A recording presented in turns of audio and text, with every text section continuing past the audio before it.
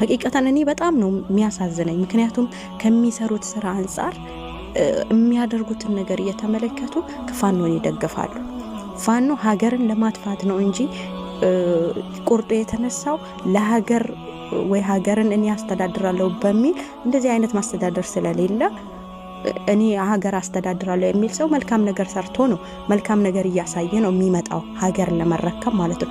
እነሱ ግን ከራሳቸው ሰው እዛ ከሚገኘው ከምስኪኑ ማህበረሰብ ሙስሊሙን እየጨፈጨፉ እየገደሉ ገበሬውን እየጨፈጨፉ እየገደሉ በሚያሳዝን ሁኔታ አሁን እንዳለ የዛ አካባቢ ሰው ብትመለከቱ ተፈናቅሎ ነው ያለው፣ በረሃብ ነው ያለው፣ በችግር ነው ያለው። ይሄንን ችግር ማን ነው እያደረገ ያለው? ራሳቸው እዛ እኛ ሀገርን ተረክበን እናስተዳድሯቸው የሚሉ ሰዎች ናቸው እነዛን እያፈናቀሉ እነሱን እየገደሉ እንዲሁም ደግሞ በተለይ ሙስሊሙ ማህበረሰብ ለማጥፋት ያላቸው ነገር ሐቂቀተን እጅግ በጣም የሚያሳዝን ነው። በቃ ባገኙት ቁጥር ሙስሊሙን ገብቶ መግደል፣ ባገኙት ቦታ የሙስሊሙን ንብረት መዝረፍ፣ ሱቁን መዝረፍ፣ ንብረቱን መዝረፍ፣ እንዲሁም ይሄው መስጂድ ገብተው እስከነጫማቸው ገብተው እንደዚህ አዛን ሲሉ እነሱን መግደል፣ በቃ ትላልቅ ዑለማ የምትሏቸውን መግደል።